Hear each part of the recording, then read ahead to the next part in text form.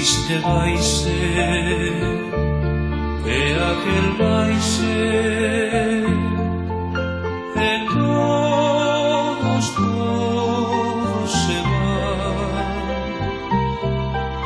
Galicia, si no me quedas, que te poidan traballar. Desencambio, orfos e orfas, tes campos de soledad, tes máis que non teñen fillos, e fillos que non teñen paz.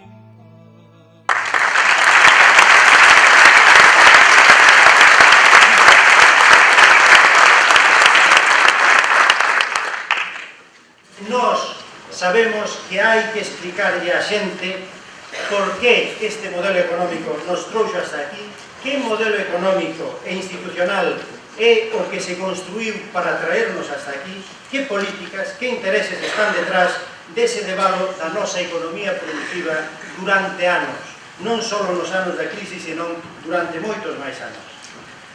Sabemos que Galiza ten un enorme potencial para xerar riqueza e benestar, pero ten unha eiva fundamental que corrixir, que é a falta de soberanía. Como moi ben dicía Castelao, Galiza é casi perfeita, pero faltalle algo para ser perfeita. Faltalle a independencia política, o goberno propio que toda a sociedade humana precisa.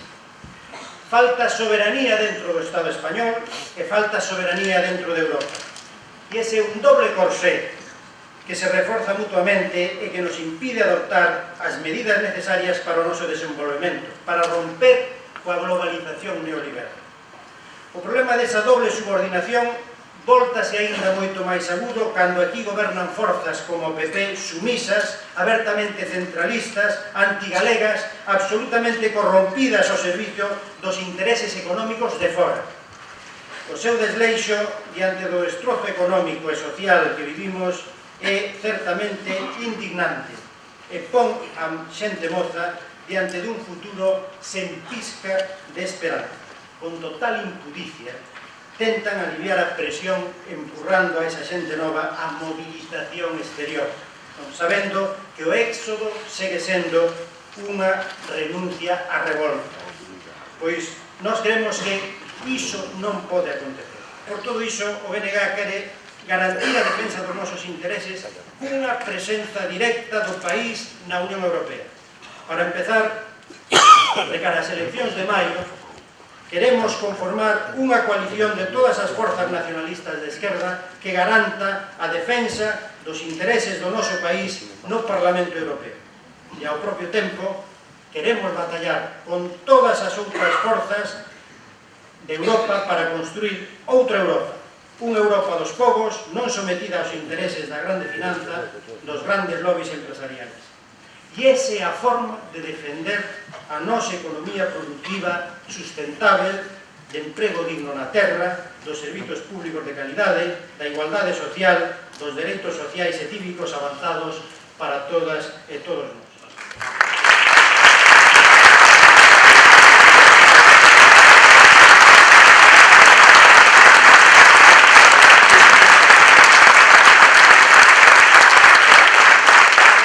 Ben, estamos aquí para debater, para reflexionar e para formular alternativas a esa Unión Europea, a esa mega estructura político e institucional a que estamos encaedados. As políticas da Unión Europea son claramente lesivas para as clases populares de toda Europa, non somente para as galegas, recurren a aquilo de, ante esa evidencia, máis Europa. Verdad que hai que botarlle valor para seguir insistindo en máis troika, en máis Europa. Porque na Galiza padecemos as consecuencias da política xeral da Unión Europea, claro que sí, da política económica e social, é tamén unha doble consecuencia da política dirixida a liquidar todos e cada un dos nosos sectores productivos que poidan ser competitivos cos da Unión ou sectores que poidan eles intercambiar como moeda de cambio. E en ese doble padecimento xa sei que participa entusiásticamente o Estado español. E digo Estado e non goberno, o Estado español. Esa troika que ordea roubar os salarios aos traballadores e traballadoras para cebar a banca. Orde que cumple Rajoy como alumno aventaxado. E ante a que hai que rebelarse ou non. Hai que rebelarse ou non. Pois haberá que rebelarse, como ten feito, por certo, o alcalde de Pontevedra, pagando os salarios aos traballadores e traballadoras.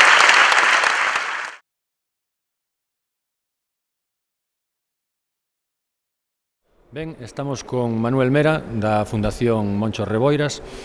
Manuel, primeira pregunta. Hai unha afirmación que cada vez se percibe máis claramente, que é que a falta de soberanía política de Galiza, xunto coa existencia dunha globalización ultraliberal e unha economía financiarizada da Unión Europea, dá lugar a que en Galiza cada vez sexa máis perceptible, máis agravado o devalo económico do noso país, da nosa estrutura da base productiva, etc. Crees que as reformas, as mudanzas que se poderían operar na Unión Europea darían como para resolver esas eivas que recoñecemos tan amplamente, ou estamos falando de quebra dun modelo económico que implicarían unhas reformas ou unha ruptura en profundidade do establecido? Bueno, eu penso que hai que compre unha ruptura en profundidade. Primeiro, falar de que a Unión Europea pode ser algo distinto do actual é moito falar, porque naceu basta ver a súa xénesis histórica, nace como unha estrutura funcional aos grandes grupos económicos, cada vez está máis ligada ao seu funcionamento do que é a votación e a democracia, a vontade popular, inclusive de calquer debate en calquer tipo de institución. Basta ver ou abonda con ver o Tratado de Libre Comercio que se está negociando cos Estados Unidos silandeiramente, na escuridade, opacamente, sin coñecemento ningún da sociedade. Se esperan telo asinado pro ano que ven e que vai ter unha incidencia inmensa sobre o conxunto da economía, inclusive sobre a soberanía das institucións europeas e dos propios estados da Unión Europea. Non creo que sin unha ruptura profunda se poda conseguir modificar a matriz económica. Inclusive, eu fago unha pregunta: alguén cree que o capital nesta etapa da humanidade pode ser distinto do actual? O sea, é como a unha persona que ten 50 anos prometerlle que mañá, por non sei que cousas, vai a ter 20. O capital foise desenvolvendo e chegou ao que hoxe en función de que é funcional aos intereses das clases dominantes. Non hai outro proxecto alternativo para as clases dominantes que non sea este. En todo caso, as clases populares terán que poñer sobre a mesa o seu proxecto político alternativo. Ben, na túa participación na mesa redonda sobre a Unión Europea como capital globalizado, falache da necesidade de ir definindo, clarificando a construción de modelos económicos alternativos ao imperante, o eixo Estados Unidos-Europa. Podes avanzar unhas pinceladas de que tipo de modelo económico poderíamos ir construindo desde o noso país que de alguma maneira blindase ou reforzase ou fortalecese a nosa base productiva e instalase Galiza dentro do que sería un contexto internacional en equilibrio, digamos? Eu creo que aí temos que mirar aqueles proxectos que neste momento están máis avanzados. O cubano, Venezuela, todos os países que forman o ALBA, que son moi distintos entre sí, pero inclusive que non poden avanzar máis no seu proxecto de alternativo, no seu proxecto económico e social, porque teñen unha masa crítica, que representan na humanidade un grupo poboacional e de poder moi pequeno aínda, como para poder, digamos, facer unha ruptura definitiva co capitalismo mundial, donde é hexemónico o gran capital. Entón, que é lo que eles plantean e que parece lógico? Primeiro, que a economía debe ser cada vez máis sustentable, máis cercana ao ciudadano. Despois, que ten que fundamentalmente ten un gran respeto ca ecoloxía, co propio ecosistema. Pois non falamos aí, pero un dos grandes problemas da humanidade neste momento é que temos un ecosistema na UBI. Entonces, outro gran problema que temos que se están esgotando recursos fundamentales para a humanidade e límites evidentes nos problemas enerxéticos. De eso hai que falar, porque entonces temos que ter un sistema que respete todo eso. Necesitamos tamén un sistema que dé prioridade á actividade cooperativista, que debe ter como centro as grandes empresas nacionalizadas. ¿Por qué? Porque necesitamos convertir as grandes empresas económicas desos sectores do capital que únicamente les preocupa o ter lucro, que crean grandes desigualdades sociales e donde intentan temos que eso que é fundamental na estrutura económica actual, convertirlo en propiedade colectiva. É a única maneira de mudar a matriz económica. Exemplo temos visto en Venezuela, en Bolivia, onde hai soberanía política e posibilidade de nacionalizar sectores básicos fundamentales da economía. Eu creo que aí son válidos as nosas propostas de fai uns 30 ou 40 anos, que eran esas propostas. É verdad que frente a unha realidade social distinta no noso país, porque daquela había o rural representaba o 50-60% da poboación, pero que en cambio neste momento son de plena vixencia, que de alguna maneira ten que haber un importante sector público, para min fundamental en 4 ou 5 aspectos. No sistema financiero, que ten que ser totalmente público, no sistema enerxético, que é vital para as persoas que ten que ser totalmente público, e en gran medida as telecomunicacións. E en boa medida tamén nos medios de información. Por qué? Porque os medios de información en este momento son a primeira línea do exército do capital. Todos eles, é verdad que aparentemente con pluralidade, pero é unha pluralidade de mentira, donde logo reproducen todos eles o mismo sistema, a ideoloxía, son a punta de lanza ideolóxica do sistema actual, e en gran medida culpables da división, da fragmentación do mundo do traballo, e inclusive de que o mundo do traballo non dé enfrentado con poder e con forza a esta ofensiva do capital. E por outro lado, eu creo que é fundamental fortalecer moitísimo o sector cooperativo, fundamentalmente na actividade industrial, na actividade agrícola, na actividade pesqueira. Non son as actividades primarias, sino en algunhas actividades de transformación, e despois eu sigo pensando que nesta etapa da humanidade sí que ten que haber un sector privado, principalmente na microempresa, no traballo individual, para que no futuro, na interrelación entre estes tres sectores productivos, o tempo nos vaya demostrando como temos que avanzar ou non a novas formas de socialización, sempre intentando de colocar a economía ao servicio de dúas cousas que son fundamentales. Primeiro, do conxunto dos seres humanos para disminuir as desigualdades e ofrecerle posibilidade de traballo e redistribución de riqueza. E logo, o servicio do país, que son moito máis que eso, porque o país é identidade, é cultura, nese sentido, para finalizar, é creatividade. A xornada de análise que o BNG organiza aquí en Pontevedra cumprirá os seus obxectivos, contribuirá a clarificar nesa liña do que estamos a falar? Eu, como non creo que haxa unha xornada de análisis que sea definitiva, digo que se faga unha e detrás desa unha que se fagan 1000 máis. E de moitas xornadas, de moitos debates, con moitos baixemos cara abaixo o debate, e do debate sempre nace clarificación e novas ideas. Moi ben. Que de eso se trata. Pois moitas gracias. Gracias a vos. Gracias. Bueno, ben, pois seguimos aquí no Pazo da Cultura de Pontevedra. Acabamos de asistir á segunda palestra, que leva por título A destrucción da capacidade productiva na periferia europea, impacto na Galiza das políticas económicas da Unión Europea. E a verdade é que, aínda que fora segue de borraxeira, dentro parece que se ilumina algo, o sol, parece que entran unhas raiolas de sol e nos van clarificando o panorama desolador que tanto a nivel económico e social padecemos aquí no noso país. Despois de escoitar a persoas como Edelmiro López Iglesias, que teño aquí a meu carón, profesor na Universidade de Santiago, e que domina todo o que se refira a materia agraria, pois podemos ter a esperanza de que este país, se algún día volvemos collemos as rendas do noso futuro, pois que isto non está acabado. Gracias, Edelmiro, por atendernos. A verdad que a túa palestra, a túa exposición, non deixou puntadas en fío, aínda que dispuseste de pouco tempo.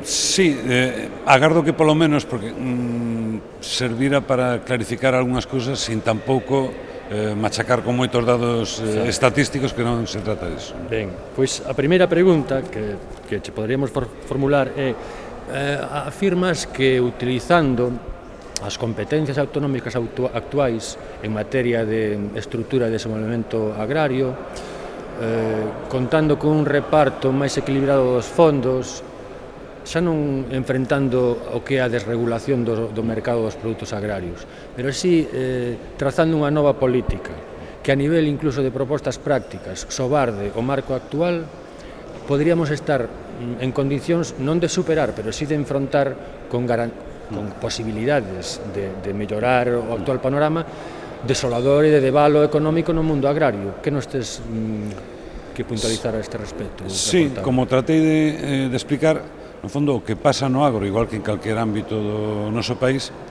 é o produto de decisións a 4 níveis, o mundial, o europeo, o estatal e o galego. É evidente que os níveis superiores condicionan o terreo de xogo. Mas nese contexto, a marxe de manobra que ten o goberno galego coas actuais institucións autonómicas non permitiría mudar todo, pero sí mellorar de forma sustancial moitos dos aspectos. Por poñer algúns exemplos, o goberno galego non tería capacidade para dizer eu regulo o mercado do leite cunha norma nosa, pero sí ten capacidade para decidir se os fondos que ten os destina a forestar terras agrarias ou a favorecer que a xente moza se incorpore a actividade agraria ou outras actividades no rural. Mesmo no cuadro legal, o goberno galego pode establecer leis do solo ou outro tipo de normativas que favorezan a especulación urbanística no rural ou a forestación de terras de alto potencial agrario, ou pode utilizar eses instrumentos para políticas máis favorables aos intereses dos que queren vivir do agro. Ten ademais unha ventaxa, o que defendería de modo adicional, é que para estar en mellores condicións de intentar mudar o contexto a nivel europeo e mundial, primeiro necesitamos desbordar o marco que temos máis próximo. Porque senón, eu creo que comezar a construir a casa polo tellado. É dicir, eu quero un mundo distinto, mas non son capaz nin de utilizar o marco que teño máis próximo. Entón, con isto non quero dicer que desde as actuais institucións autonómicas se pudera mudar todo totalmente, pero sí cousas moi sustanciais para o futuro dos cidadáns.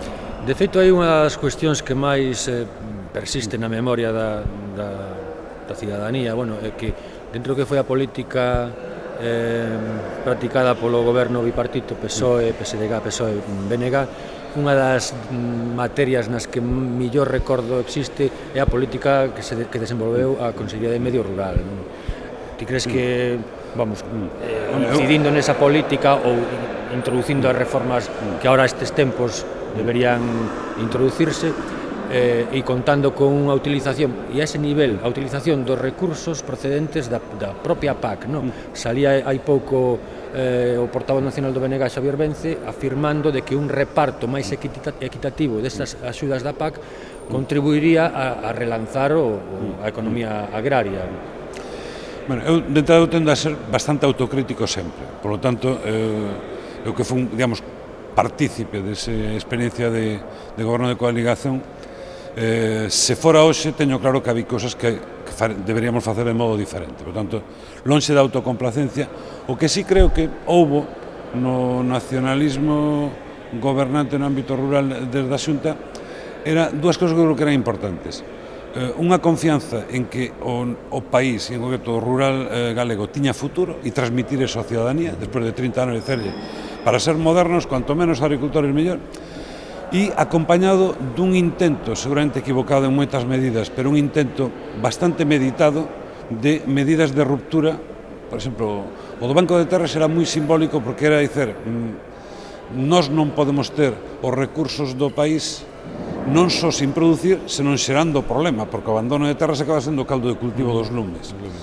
E temos un gran potencial agrario, atrevámonos a mudar as regras de xogo a través do Banco de Terras para que os propietarios ou as traballan ou as ceden a alguén que as vai a traballar. o que non vale é, digamos, eu fago coa miña propiedade privada o que queira a marxe do impacto que teña. Entón, eu, dentro disso tamén se inclúe a cuestión relativa dos fondos europeos.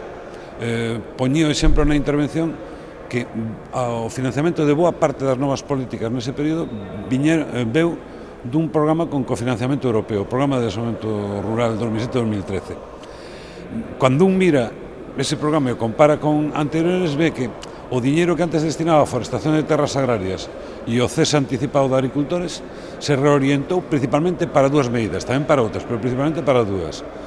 O apoio á incorporación de mozos e mozas á actividade agraria e a reorientación cara a sistemas productivos máis sustentáveis que ao mesmo tempo permiten reducir os custos de produción. Se en vez de ter 3 vacas ou 4 por hectárea dándolles penso que entra polo porto da Coruña, vas a un sistema máis extensivo, pos en producción terreos de pasto e tes un sistema máis sustentable. Entón, aí hai marxe. Mesmo no cuestión dos pagamentos directos, que dependen principalmente de decisións do Estado, hai un dato que calquera pode comprobar. Hoxe aínda a Galiza só chega sobre o 3% dos pagamentos directos do Estado, que é a metade do noso peso na produción.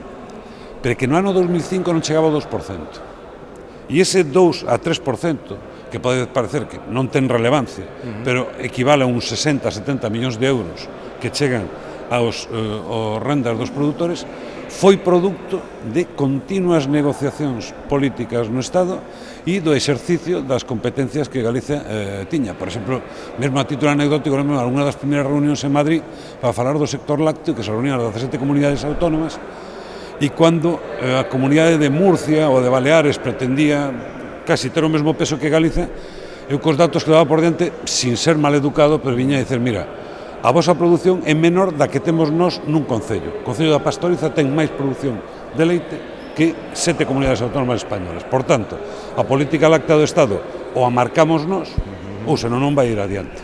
Correcto. Iso é un exemplo, e esa é a mellor forma de contribuir a sobardar o marco existente, porque se tú, cos gobernos reais que tes, nin utilizas unha mínima parte das competencias, a forza para ir máis alá é mínima. É mínimo, claro. Mira, poderíamos estendernos no facer unha predición sobre o tema... Collín a indirecta de que me estendín demasiado. Non, é que, claro, o tema agrario é moi amplo e no caso concreto que nos ocupa, que é o tema, por exemplo, da mudanza do sistema de cotas ao futuro que se deixa ver da PAC, nos levaría a estendernos moito, pero simplemente queríamos saber a túa resposta a unha pregunta sobre as posibilidades de traballo político que unha organización como poda ser o BNG, a representación que se poida alcanzar no Parlamento Europeo, o desenvolvemento do traballo político nunha institución como esta pode render a nivel de visualizar as posibilidades dunha política alternativa para o agro galego. Crees que existen posibilidades reais de que se visualice a través dun traballo político no Parlamento Europeo? Eu creo que a representación no Parlamento Europeo é moi importante, pero entrada para dúas cousas. Primeiro, ter información de primeira mão e non depender da institución do Estado para saber que está pasando en decisións que nos afectan. E, en segundo lugar, facer chegar a nivel europeo, non falo só das institucións, senón os representantes de outros povos a nivel europeo, que un existe que ten este tipo de problemática. De feito, eu hai un ano e medio participei nunha misión que organizou a Parlamentaria Europea Ana Miranda para reunirse con distintas institucións europeas para presentar alternativas do BNG ante a política agraria común. E foi moi ilustrativo porque iban representantes a de distintos sectores productivos do agro galego e iso permitiulles ver, digamos, o monstro por dentro, por dicelo de forma gráfica, e ao mesmo tempo o cual permite dar máis valor a cando se logran mudanzas, e tamén serviu para que desde algúns representantes de institucións europeas se coñecera non a través dos representantes políticos, senón directamente dos produtores, problemática específica. Entón, eu creo que é moi importante, é evidente que cun parlamentario entre 700 e pico un non vai mudar as regras de xogo, pero ao menos permite ter información e levar a problemática específica que un ten. E ese é o primeiro paso para poder mudar as cousas, coñecer máis alá de eslogans fáciles, coñecer como funcionan realmente as cousas. Bueno, pois moitas gracias, Edelmiro, agradecerte sinceramente o teu contributo a este pequeno reportaxe. Moito ben. E nós seguimos, vamos para dentro, a terceira palestra, a ver que dá de sí. Ben, pois estamos xa na terceira palestra da xornada, que levaba por título Vontade popular, soberanía, dereitos e liberdades no seo da Unión Europea, a democracia secuestrada. E temos con nos a Carlos Aymerich, profesor de Direito Administrativo na Universidade da Coruña, coñecido militante do BNG, parlamentario durante moitos anos no Parlamento de Galiza, e o título da túa exposición era A gobernanza da Unión Europea e a crise da democracia. Hai unha frase coa que me quedei eu na túa exposición que é algo así como o adelgazamento democrático frente ao engorde dos mercados. Sí, a ver, o que está pasando isto na teoría liberal sempre estivo aí, non? Esa distinción entre sociedade civil e Estado, a sociedade civil resida polas leis do mercado, é dicir, pola lei da selva, e o Estado reside, bueno, pois polas leis políticas que houvese en cada momento. Entón, que sucede? O que está sucedendo é que se no século XIX, por exemplo, a forma de manter o conflito social, o conflito entre as diferentes clases e a solución que se lle dé a iso, non? O equilibrio que en cada momento se dea, da forma de mantelo fora, digamos, do espazo político era o sufraxio censitario, non votaban os traballadores. Claro, agora que hai pois reximes de sufraxio universal, sería un pouco duro, non?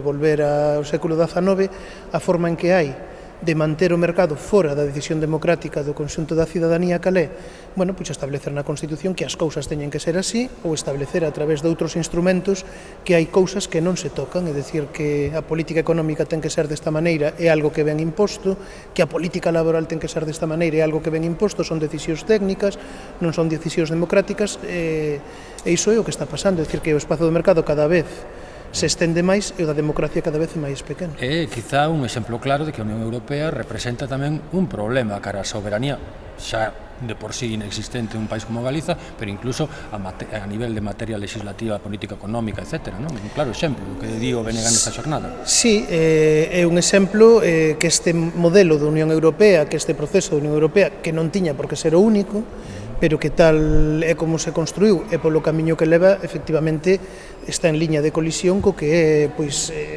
un modelo, por pouco exigente que seña, de democracia e de dereitos sociais. É evidente que é así, non? Entón, iso estáse vendo no caso das nacións en Estado como Galiza con especial gravidade, porque carecemos de instrumentos que poden ter os Estados, non? Para, bueno, máis ou menos intervir ou decidir ou defenderse. No noso caso agravado ademais porque o Estado español non só apoia a nivel europeo entusiasticamente estas medidas, senón porque as traduce de forma aínda máis dura. Estámoslo vendo no caso da reforma do réxime local ou estámoslo vendo tamén no caso da lei de estabilidade orzamental, non?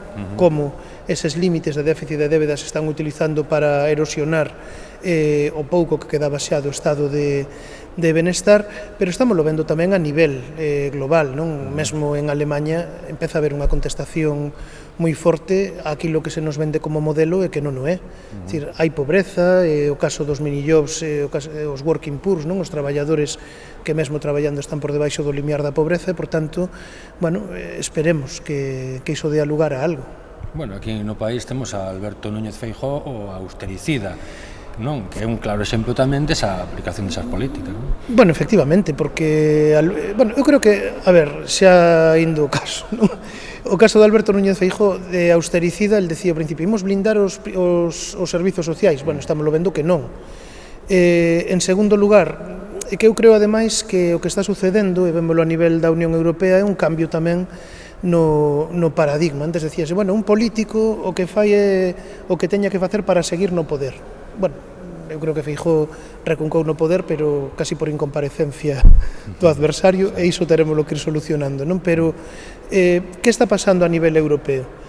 Bueno, pois que os gobernos, como consecuencia da crise, son derrubados nas eleccións, pero para que gobernan os gobernantes, os primeiros ministros, os ministros? Xa non gobernan para gañar a aceptación e, por tanto, do pobo e gañar as seguintes eleccións, senón para colocarse nalgúna empresa. Claro, é que eu, vamos a ver, eu o de Pemex, despois de todo o que pasou, de que non chegou un só barco e que o resultado é que se lle dá a prezo de saldo unha empresa galega, digo, home, ou este señor vai acabar traballando en Pemex ou se non disimula moi ben, non? É que eu creo que isto da porta xiratoria tamén se aplica nestes casos, claro. Que che están parecendo as xornadas estas?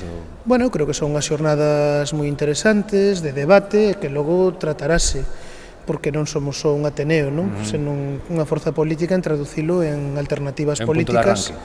Claro, eu creo que o que temos é que traducilo en alternativas políticas e, sobre todo, ilo traducindo en solucionar aquilo que dicíamos antes, non? En que haxa, bueno, pois unha resposta organizativa, unha resposta política a un magma social que hai. A xente o que di é hai caldo. Bueno, pois a ver se hai caldo, do caldo temos tamén cocido, non? A parte. Cando vas retornar á primeira liña? Bueno, eu creo que a política, un sempre político, verdade? Eu, na primeira liña, no que se refire a compromiso, a defensa dun proxecto, dunhas ideas estou, e despois de case 12 anos de traballo institucional penso que xa está ben, non? Sí, é unha cousa voluntaria, non, eu creo que agora ten que ser a xente nova, é dicir, vamos a ver, eu teño un traballo estável, teño,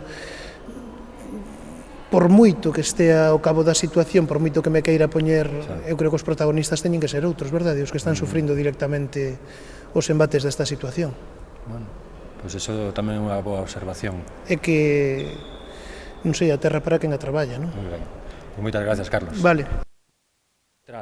Temos a Alba Nogueira, profesora de Dereito Administrativo na Universidade de Santiago, coñecida da audiencia de Irmandade TV, porque é colaboradora no programa de debate. O título da túa exposición era Dereitos sociais claudicantes fronte á expansiva presión do mercado na Unión Europea. Alba, contanos a ver que é iso da termita Frankenstein esa. Bolkenstein.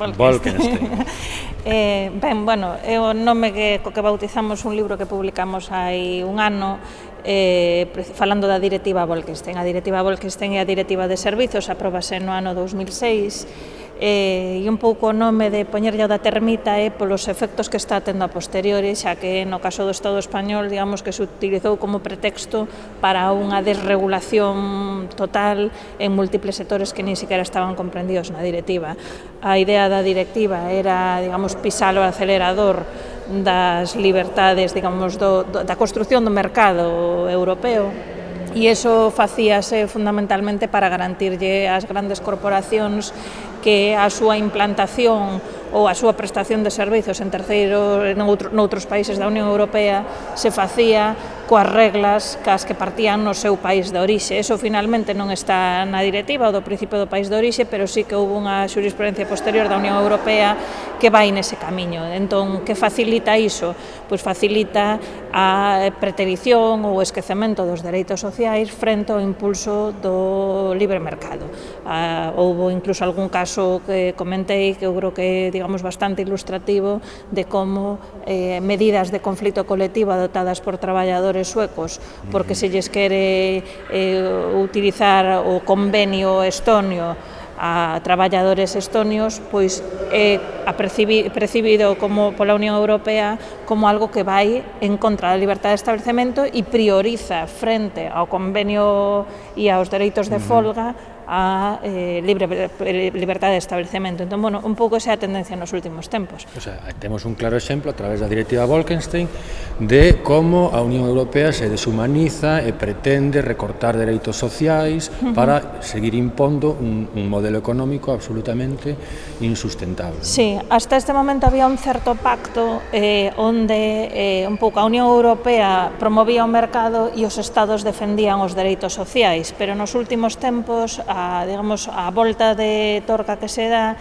no sentido de que a Unión Europea empeza a percibir esos dereitos sociais, eses estados de benestar como algo que impide consagrar as liberdades económicas. E entón, ese choque que hasta ahora non fora tan evidente fai que se adopten medidas para que incluso o propio artigo 135 da Constitución o vemos, non? É dicir, que a prioridade dos pagos frente a calquera outro tipo de investimento, é dicir, que se blinda o mercado frente a posibles ataques que serían os dos dereitos sociais. Sí, sociais.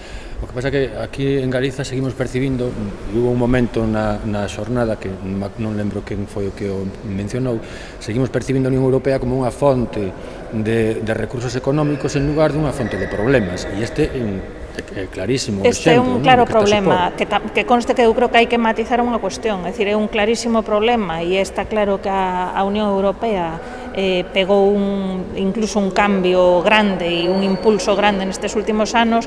Ahora, o Estado español é unha segunda lousa, é dicir, que dentro da Unión Europea España é unha das campeonas da aposta por estas medidas e incluso pola súa aplicación de forma expansiva frente a outros estados, por exemplo, un clásico é Francia, de protección dos seus servizos públicos e de protección dos seus dereitos sociais.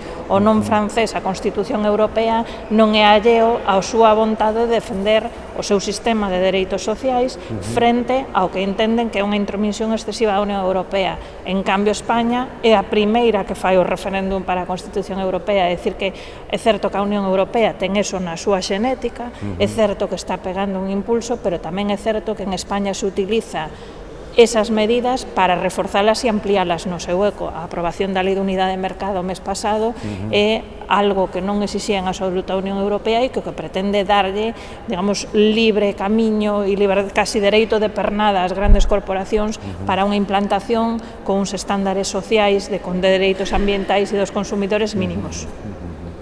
Claro, países como o noso, situados máis na periferia económica, carentes de soberanía política, aí notas aínda máis o impacto, a incidencia.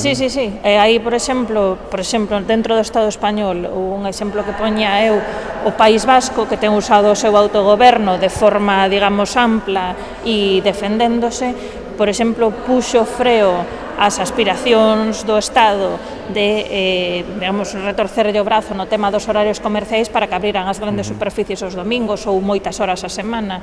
Ben, o Estado español agora acaba de dar tamén unha nova cuestión para invadir as competencias do País Vasco, pero en cambio Galicia é das que se pon a fila e di que queredes, no? Onde hai que asinar? Entón é a diferencia que tamén dentro do Estado hai claras diferencias entre as comunidades autónomas que fan, digamos, uso do seu autogoberno hasta o límite e aquelas que fan deixación e permiten que se nos senten no noso corral. Moi ben. Bueno, pois moitas gracias, Alba. De nada. Esperamos verte dentro de pouco tamén en Irmandade con Aurelio, non? Sí, sin ningún problema. Venga, pues moitas gracias. Ben, pois como colofón desta xornada de análise da Unión Europea temos a Ana Miranda, que foi parlamentaria no Parlamento Europeo, representando o BNG, representando a Galiza, e Ana encargouse hoxe de pôr o colofón, facendo un pouco o balanzo do traballo do BNG no Parlamento Europeo. Ana, moitas gracias por atendernos a Irmandade TV. Moitas grazas a vos, que sempre sodes xente pendente de todo e con moitísimos ánimos. Ben, esta xornada,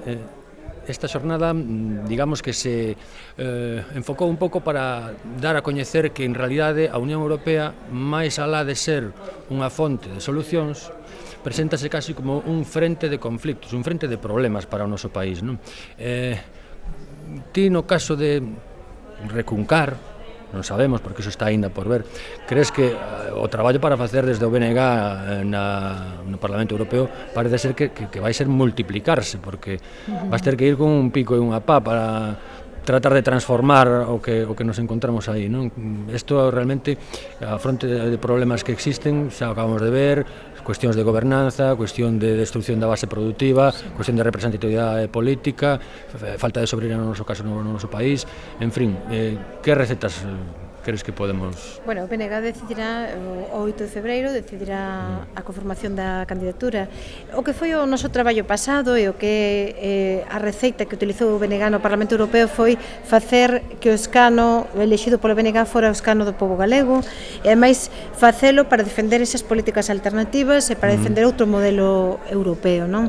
O que debemos de facer no futuro é continuar con ese traballo, seguir defendendo os sectores productivos en Europa, pero sobre todo seguir defendendo outro modelo, porque este modelo rachou, este modelo está superado, e ademais este modelo non é democrático, e nós creemos profundamente que ten que existir un modelo democrático onde as nacións en Estado poidamos decidir, onde teñamos voz, onde teñamos veto, onde teñamos voto, pero ao mesmo tempo onde as nacións en Estado non teñamos que estar pedindo tocar na porta para entrar, senón que teñamos dereitos propios, dereitos exercidos en calquera institución, en calquer parlamento onde se decide por nós, porque se nos está neste momento suplantando non de xeito democrático. Crees que o que se pode aproveitar políticamente das institucións europeas, neste caso unha alternativa política como o BNG, pode sacarlle el rendemento que beneficie o país? Crees que o pouco aproveitable que podemos encontrar na Unión Europea? Sen dúbida que lle podemos sacar rendemento, porque na medida en que defendemos que exista un recoñecemento da pesca artesanal e do marisqueo, xa estamos sacando un rendemento. Na medida que pidamos que os fondos europeos teñen que ser aplicados, decididos e xestionados directamente por Galiza, estamos sacando un rendemento.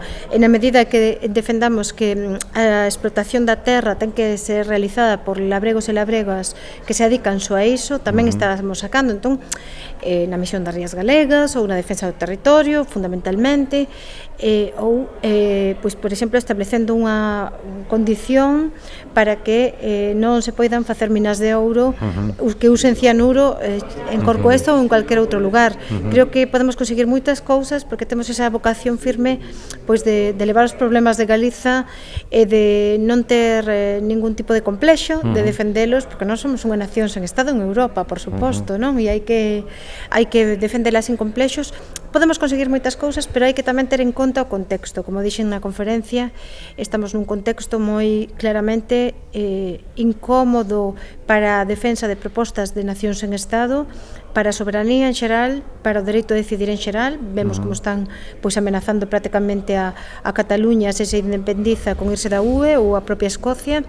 O contexto non é favorable, entón nós traballamos, pois, nese contexto totalmente estatalista e ademais centralista, defendendo posicións moi alternativas, pero temos que facelo e ademais o facemos, como digo, sen complexos. Ademais, ti, falando xa das posibilidades de transformación do funcionamento da gobernanza da Unión Europea, ti és vicepresidenta da Alianza Libre Europea, da ALE. A ALE reúnese o próximo mes de febreiro aquí en Galiza. Ti és supoño que exercerás de hospitalaria. Sí, entre outras persoas do BNG, claro. Coa ALE tamén se pode ter un instrumento, unha ferramenta para tratar de presionar na medida do posible en transformar ese conxunto de... Sí, totalmente, porque nós non estamos sós en Europa.